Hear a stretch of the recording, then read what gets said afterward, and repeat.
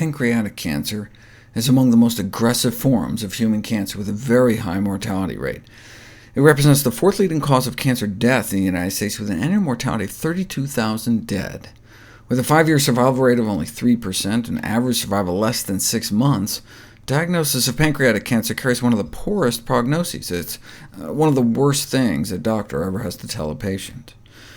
The only FDA-approved therapies for it, gemcitabine or erlotinib, produce objective responses in less than 10% of patients, while causing severe side effects in the majority. There's a desperate need for new options. Clinical research to test new treatments are split up into phases. Phase 1 trials are just to make sure the treatment is safe, to see how much you can give someone before it becomes toxic.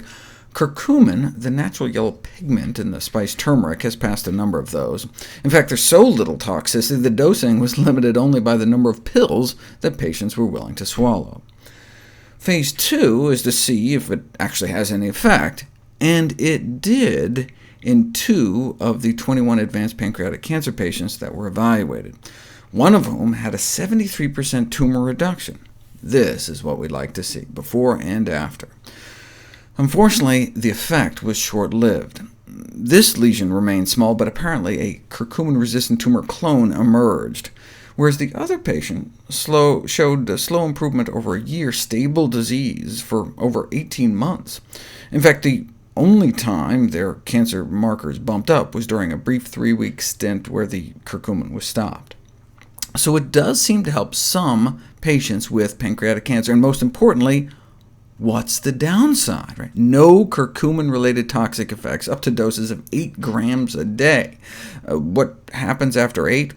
We don't know, because no one was willing to take that many pills. They were willing to go on one of the nastiest chemotherapy regimens on the planet, but didn't want to be inconvenienced with swallowing a lot of capsules. Anyway, the only surefire way to beat pancreatic cancer is to prevent it in the first place. In 2010, I profiled this study, the largest such study in history, which found that dietary fat of animal origin was associated with increased pancreatic cancer risk. But which animal fat is the worst? Well, the second largest study has since chimed in to help answer that question. Poultry was the worst. The first finding of its kind, 72% increased risk of pancreatic cancer for every 50 grams of daily poultry consumption. That's just like a quarter of a chicken breast.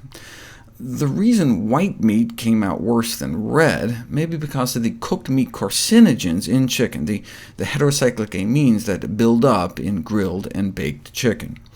These mutagenic chemicals have been associated with a doubling of pancreatic cancer risk. Other recent studies include one out of San Francisco implicating the standard American diet, and one out of Italy. High consumption of meat and other animal products, as well as refined carbs, was associated with pancreatic cancer risk, whereas a diet rich in fruit and vegetables appeared to lower risk. Eating meat may increase risk, whereas eating fake meat has been found associated with significantly less risk. Those who eat plant-based meats like veggie burgers and veggie dogs 3 or more times a week had less than half the risk of fatal pancreatic cancer. Legumes and dried fruit were found to be similarly protective.